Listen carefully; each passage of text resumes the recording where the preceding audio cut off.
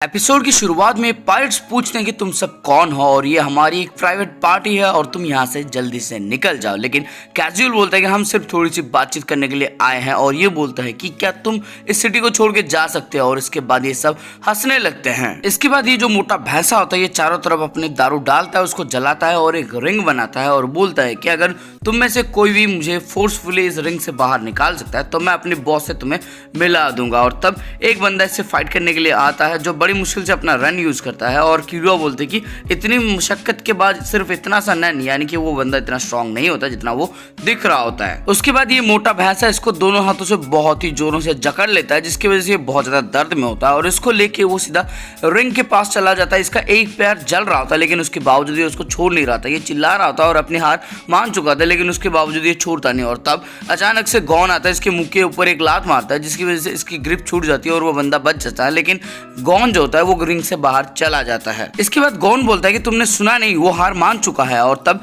ये बोलता है कि मैंने तुम्हें रूल्स पहले ही बता दिया था और जो कोई भी रिंग के बाहर जाता है वो हार जाता है और तुमने मुझे लात मारा और तुम भी बाहर चले गए, इसका मतलब तुम भी हार गए। और गॉन बोलता है प्लीज मुझे एक और मौका दे दो। और तब किलुआ इसके पास आता है और बोलता है कि मुझे पता है तुम अपना स्पेशल टेक्निक यहाँ पे यूज करना चाहते हो लेकिन ऐसा मत करो, इतने सारे लोगों के साथ अपना टेक्निक मत दिखाओ, इन सबको मुझे हैंडल करने दो। और इसके बाद ये फाइट के लिए जाता है। इसके बाद किलुआ एक दारू की बोतल लेता है, इसको उसके सर के ऊपर ढाल देता है और छोटा सा स्पार्क क्रिएट करके उसके खोपड़ी में आग लगा देता है और उसको घोस्ट राइडर बना देता है। और ये बंदा दर्द से तड़प के लुढ़कता हुआ बाहर चला जाता है रिंग के और जिसकी वजह से ये जीत जाता है और वो भैंसा हार जाता है। इसके बाद ये भैंसा आग बबूला हो जाता है और किलुआ के ऊपर अटैक करने वाला होता है लेकिन अचानक से इन्हीं का एक बंदा आता है, इसको एक जोरदार लात मार के दूर फेंक देता है और बोलता है कि ये रूल तुमने खुद सेट किया था, अब मतलब दुखी होने से कुछ होने वाला नहीं है। और ये इन सबको लेके जाता है बॉस से मिलाने के लिए। इसके बाद ये सब एक ऐसी जगह पे जाते हैं जहाँ पे बहुत सारा स्पोर्ट्स चल रहा था, कोई वॉलीबॉल खेल रहा होता है, कोई बास्केटबॉल खेल रहा होता है और कोई बॉक्सिंग कर रहा होता है यहाँ पे। और तब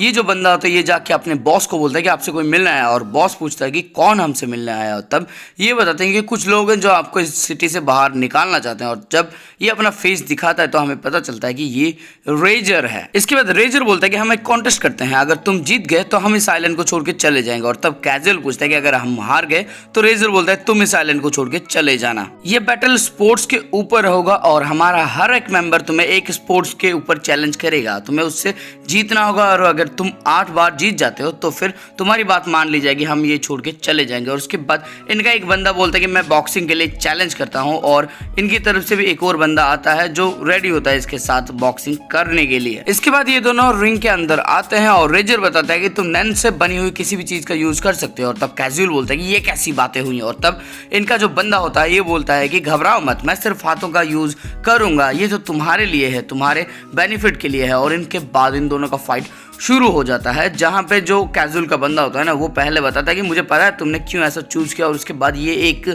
इमिटर वाला पंच मारता है और एक नैन का पंच मारता है ना, तो ये नैन का पंच इसको छू के जाता है और इसके गाल पे एक कट भी बन जाता है। इसके बाद कैजुअल का जो बंदा होता है वो बोलता है कि तुम भी एक इमिटर हो, मुझे पता है, और क्लोज रेंज में इमिटर्स बहुत ज्यादा काम के होते हैं, लेकिन तुमने एक गलती कर दी, तुमने मेरी पावर को कमजोर समझा। और इसके बाद ये बहुत सारे नैन के पंचेस मारता है और वो जाके उसको लगता भी और उसके बाद वो नॉकडाउन होकर नीचे गिर जाता है। लेकिन तब जब ये चिल्ला के बोलते हैं कि अब तो हमारी जीत पक्की है, तब गॉन बोलता है कि नहीं, इन दोनों को चोट लगी है। और हम देखते हैं कि ये जो कैजुअल का बंदा होता है ये भी नीचे गिर जाता है। और तब किलुआ बताता है कि इनको कुछ दिखा भी नहीं और गॉन बताता है कि मतलब टेलीपोर्ट होकर इसने एक जोरदार पंच इसके सर पे मार दिया होता है। इसके बाद रेजर जाके चेक करता है और बोलता है कि ये अब लड़ नहीं सकता, इसका मतलब पहली विक्ट्री हमारी हुई। और किलुआ बोलता है कि इन टीममेट के साथ तो 8 विक्ट्री असंभव है। उसके बाद ब्रेड की शक्ल वाला एक बंदा आता है जो इनको जो सॉकर बॉल जगलिंग का चैलेंज देता है। और इसके बाद गॉन आता है इसके साथ फाइट करने के लिए लेकिन किलुआ इसको रोकता है और ब्रिस्की और किलुआ मिलकर इसको कुछ समझाते हैं। और उसके बाद ब्रिस्की आ जाती है फाइट करने के लिए। और तब ये ब्रेड की शक्ल वाला बंदा बोलता है कि एक बच्ची, मुझे तो थोड़ा ध्यान से खेलना होगा वरना मैं इसको घायल कर दूंगा। और तब ब्रिस्की बोलती है कि जगलिंग में किस तरह का घायल। और तब ये ब्रेड की शक्ल वाला बंदा बोलता है कि हम नैन यूज करके तुम्हारे ऊपर अटैक कर सकते हैं और ये रूल समझाता है कि जिसका भी बॉल पहले नीचे गिरेगा वो हार जाएगा। इसके बाद ये दोनों बॉल को एक साथ नीचे फेंकते हैं, जहां पे ब्रिस्की गलती से लात तो नहीं मारती, जानबूझ के ही बॉल को गिरा देती है और बोलती है कि अरे ये तो बहुत ज्यादा मुश्किल है, मैंने जितना सोचा था उससे ज्यादा मुश्किल है, मैं हार गई। और उसके बाद तीसरा वाला जो फाइट होता है वो किलोआ और उस मोटे भैंसा के बीच में होता है, जहां पे वो मोटा भैंसा किलोआ के ऊपर अटैक करने वाला होता है, लेकिन किलोआ उसको डॉज करता है और सीधा रिंग के बाहर आ जाता है और अपनी हार खुद मान लेता है। उसके बाद हम रेजर को देखते हैं जो सोचता है कि अब मुझे समझ में आ रहा है कि ये क्या कर रहे हैं। उसके बाद हम गुरेन को देखते हैं जो भी हार जाता है और इस तरह से ये 8 मैच हार जाते हैं और इनको यहाँ से जाना पड़ता है। उसके बाद गुरेन बोलता है कि तुम्हें पता था हम फाइट में कभी नहीं जीत पाएंगे, इसलिए तुमने जानबूझ के हार मान ली और इन्फॉर्मेशन को गैदर किया। और तब कैजुअल बोलता है कि लेकिन हम दूसरा अटेम्प्ट नहीं दे सकते। और तब एक और बंदा बोलता है कि नहीं हम दे सकते हैं, बस हमें सिर्फ एक मेंबर को चेंज करना होगा। इसके बाद आस्था बोलती है कि हमारा ऑब्जेक्टिव था बॉम्बर को इस गेम को क्लियर करने से रोकना और बॉम्बर कभी भी 15 बंदों को तो इकट्ठा नहीं कर सकता, तो फिर हमारा मिशन कंप्लीट हुआ, हम यहाँ से जा रहे हैं और तुम भी जरा दूर रहना, क्योंकि अगर तुम जीत भी जाते हो तो फिर तुम बॉम्बर के शिकार बन जाओगे। और इसके साथ आस्था और हमारी प्यारी 1 अंक वाली लड़की यहाँ से निकल जाती है और बाकी ये जो टीममेट्स होते हैं वो सब भी कंपनी कार्ड या फिर लीव कार्ड का यूज करके यहाँ से चले जाते हैं। इसके बाद गुरेन बताता है कि एक कार्ड के लिए 15 लोगों की जरूरत होती है, लेकिन एक कार्ड को हम क्लोन के जरिए सिर्फ 3 कॉपीज ही बना सकते हैं, यानी कि हमारे बीच में झगड़ा होना तय है। उसके बाद ब्रिस्की और गॉन का चेहरा देखने लायक होता है, क्योंकि उनको कुछ समझ में नहीं आया था, लेकिन अब समझ में आ चुका है। और पिछले एपिसोड में जो गुरेन ने कहा था कि ये तो बहुत बुरा है, इसका यही मतलब था। इसके बाद गुरेन बोलता है कि अगर हम चारों के 4 जीत भी जाते हैं तब भी हमें 11 बंदों की जरूरत होगी और साथ में एक बहुत ज्यादा स्ट्रॉन्ग बंदों की भी जरूरत होगी, ताकि वो भी कुछ मैच जीत सके और हम ये कार्ड ऑब्टेन कर सकें। और तब गॉन अपना बुक निकालता है और बाइंडर में से दिखाता है नाम क्लोरो लूसीफर का और बताता है कि ये शायद मेरे हिसाब से सबसे स्ट्रॉन्गेस्ट बंदा है, लेकिन किलो बोलता है कि ये तो फेक है। और तब गॉन पूछता है तुम्हें क्या लगता है ये कौन हो सकता है? तब किलो बोलता है कि शायद फैंटम ट्रूप का कोई और मेंबर होगा। गॉन फिर से सवाल करता है कि फैंटम ट्रूप यहाँ पे क्या करी, और किलो बोलती है शायद गेम जीतने के लिए आई होगी। और तब ये बोलता है फिर असली नाम क्यों नहीं यूज किया, और ये बोलता है कि हाँ इस बार तुम सही हो। और उसके बाद गुरेन अपना साइड विजन यूज करता है और पता लगाता है कि इसके पास टोटल 6 कार्ड है, वो भी फ्री स्लॉट में, रेस्ट्रिक्टेड स्लॉट में कोई भी कार्ड है नहीं, यानी कि ये रेस्ट्रिक्टेड स्लॉट कार्ड को ढूंढने की कोशिश ही नहीं कर रहा, क्योंकि ये आसानी से मिल भी जाते हैं। इसके बाद गुरेन बोलता है कि इस तरह के बंदों को बुलाना बहुत ज्यादा आसान होता है, लेकिन किलो बोलता है कि अगर ये ट्रुप का मेंबर है फिर तो हमें नहीं बुलाना चाहिए, लेकिन गॉन बोलता है कि हमें बुलाना चाहिए, मुझे कुछ सवाल पूछने हैं। और तब ये बोलता है कि तुम सवाल क्यों पूछना चाहते हो उससे, ये कोई ट्रुप का मेंबर ही है, तुम्हें क्यों जानना है और ज्यादा। और तब गॉन बोलता है कि ये जानना जरूरी नहीं है कि वो ट्रुप का मेंबर है या नहीं, लेकिन ये जानना जरूरी है कि वो क्यों है। और तब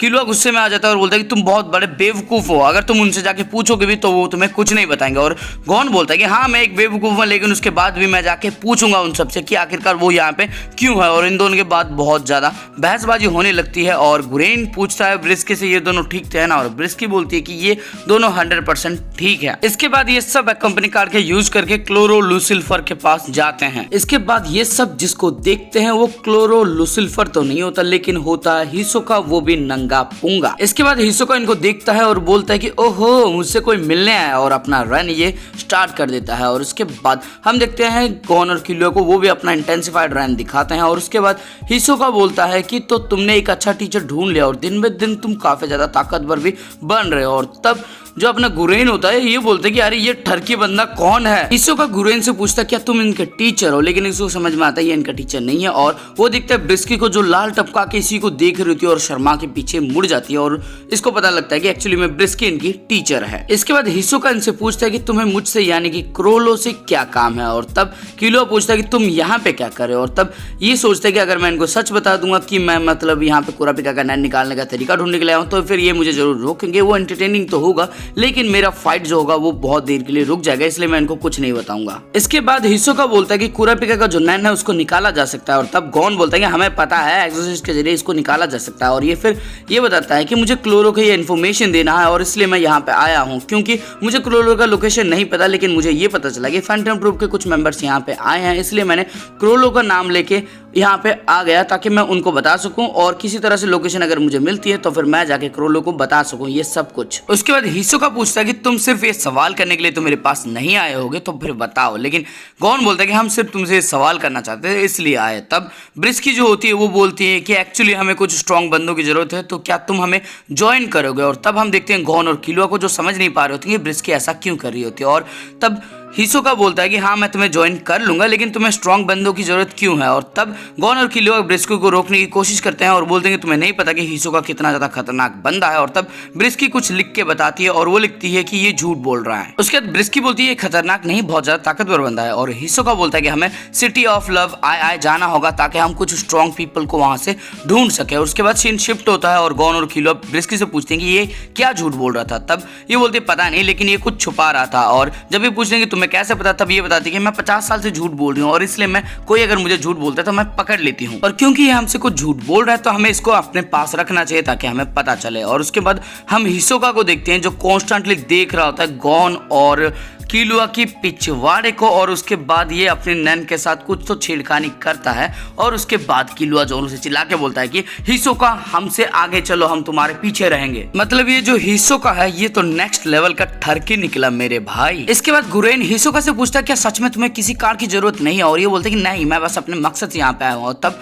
गुरेन बोलता है कि मुझे तुम्हारी तरह ही कुछ बंदे चाहिए जो पावरफुल हो और जिनको कार की जरूरत नहीं हो। और तब ये बोलता है कि मेरी तरह बंदा ढूंढना इतना आसान नहीं है, मुझे नहीं लगता कि इस गेम के अंदर तुम्हें कोई मिलेगा। और तब हम देखते हैं जो अपनी ब्रिस्की होती है उसको देख रही होती है, लेकिन जब हिसोका उसको देखता है तो वो एकदम भोली वाली बनने का नाटक करती है। इसके बाद हिसोका सवाल करता है कि तुमने मुझे अचानक कैसे ढूंढा, किस तरह की पावर थी। और तब ये बताता है कि एक्चुअली इस गेम के अंदर कुछ स्पेल कार्ड्स हैं, उसके जरिए ये ऐसा कर सकते हैं। इसके बाद हम किलुआ को देखते हैं जो अपने दिल के अंदर सोच रहा होता है कि यहाँ पे कुछ तो गड़बड़ है, हिसोका की स्टोरी के ऊपर मुझे भरोसा नहीं हो रहा, इसका मकसद कुछ और है और ये कुछ छुपा रहा है, जैसा कि अपनी ब्रिस्की ने भी बताया था कि ये कुछ छुपा तो रहा है। इसके बाद ये सब पहुंच जाते हैं सिटी ऑफ आई में। और सिटी ऑफ आई काफी खूबसूरत सा शहर होता है और यहाँ पे हिसोका और बाकी सब चल रहे होते हैं। तब एक लड़की अचानक से आके इनके सामने गिर जाती है और उसका चश्मा गिर जाता है, वो चश्मा ढूंढ रही होती है। तब हिसोका गॉन से बोलता है तुम उसको चश्मा ढूंढ के क्यों नहीं दे देते, वो तुम्हारी अच्छी दोस्त बन जाएगी। और उसके बाद हम देखते हैं कि गुरेन से एक लड़की आकर टकराती है और उल्टा उसी को डांट देती है और गुरेन सिर्फ सॉरी कहता रहता है। और हिसोका बोलता है कि तुम्हें उसे सॉरी नहीं कहना था, तुम्हें थोड़ी सी आर्गुमेंट करनी चाहिए थी उसके साथ। उसके बाद हम एक खूबसूरत लड़की को देखते हैं जिसके साथ कुछ बदतमीज लड़के बदतमीजी कर रहे होते हैं और तब ये चिल्ला रही होती है कि मेरे को कोई बचा लो। और तब गॉन यहाँ पे हीरो वाले एंट्री मारता है और बोलता है कि उसको जाने दो, उसको छोड़ दो। और तभी किलुआ आता है, इसके सर पे एक जोरदार मुक्का मारता है और बोलता है कि तुम बहुत बड़े बेवकूफ हो, तुम इस तरह की छोटी छोटी ट्रिक्स में कैसे फंस सकते हो। उसके बाद हम ब्रिस्की को देखते हैं जिसको अभी एक लड़के ने पटा रखा होता है और किलुआ का दिमाग यहाँ पे खराब होता है और ये हिसोका से बोलता है कि चलो हमें यहाँ से चलना होगा। लेकिन हिसोका बोलता है कि ये जगह उतनी बोरिंग नहीं है, मुझे अच्छा लग रहा है यहाँ पे। और हिसोका की ये बात सुनने के बाद किलुआ का दिमाग चमक उठता है और ये सोचने लगता है कि जब मैं यहाँ पे नहीं था, जब मैं हंटर एग्जाम के लिए गया था, तब ब्रिस्की और गॉन मिलके प्रैक्टिस कर रहे थे मासाडोरा के पास और जरूर तब यहाँ पे हिसोका गॉन के कांटेक्ट में आया होगा, जिसकी वजह से उसके बाइंडर के अंदर हिसोका का नाम दिखा रहा था। लेकिन अगर ये मासाडोरा में था तो फिर उसको यहीं पे रहना था, जिसकी वजह से ये फैंटम ट्रूप को आसानी से ढूंढ पाता। लेकिन ये यहाँ से निकल गया, जिसका मतलब ये है कि ये शायद फैंटम ट्रूप को ढूंढ नहीं रहा था या फिर इसने पहले ही ढूंढ लिया होगा। लेकिन अगर इसने इन्फॉर्मेशन दी थी तो यहाँ पे अभी क्या कर रहा है। और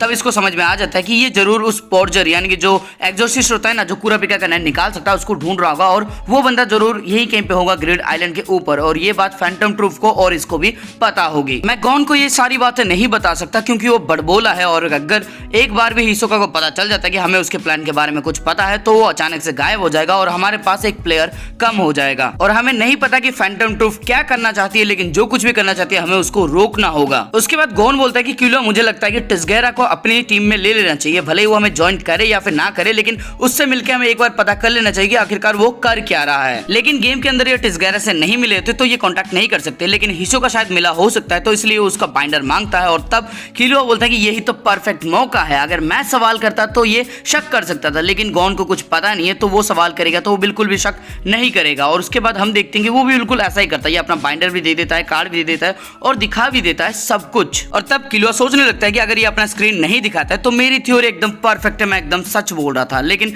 तभी ये टिस्गेरा का नाम लेता है और बोलता है कि ये टिस्गेरा मिल गया। और उसके बाद ये इनको दिखा भी देता है, पूरा स्क्रीन भी दिखा देता है और किलुआ को भरोसा नहीं होता कि ये अभी तक मिला नहीं है फैंटम ट्रूप के मेंबर से। और ये सोचने लगता है क्या मैं ज्यादा ही सोच रहा था, क्या ज्यादा ही मैं डर रहा था। इसके बाद गॉन हिसोका को एक कार्ड देता है जो कि कॉन्टैक्ट कार्ड होता है और उसको बोलता है कि कॉन्टैक्ट ऑन करने के लिए, और ये वैसा ही बोलता है। और उसके बाद ये टिस्गेरा से बातें करने लगता है और तब हम देखते हैं हिसोका को, जिसने अपनी जो मैजिक टेक्सचर होता है ना, सरप्राइज टेक्सचर, उसकी मदद से उन नामों को छिपा दिया होता होता है, यानी कि फैंटम ट्रूथ के जो नाम था वो दिख रहा होता है, लेकिन इसने अपनी ये टेक्निक की मदद से उन नाम को चेंज कर दिया होता है और गॉन और किलो दोनों को उल्लू बना के बोलता है कि उल्लू बनाया, बड़ा मजा आया। इसके बाद ये सब कंपनी कार्ड का यूज करके टिसगैरा से मिलने के लिए चले जाते हैं। और दोस्तों इसी के साथ ये वाला एपिसोड हो जाता है खत्म। तो दोस्तों इस वीडियो के अंदर आपको कुछ भी अच्छा लगा फिर मजा आया ना, तो वीडियो को लाइक कर देना, कमेंट करके बताना ये हिस्सों का कितना ज्यादा ठरकी है। इसको 0 से लेके 10 तक नंबर के जरिए तुम रेट कर सकते हो। और दोस्तों अपने दोस्तों के साथ इस वीडियो को शेयर कर देना ताकि हमारी रीच जो थोड़ी सी कम चुकी है वो फिर से बराबर आ जाए। और साथ में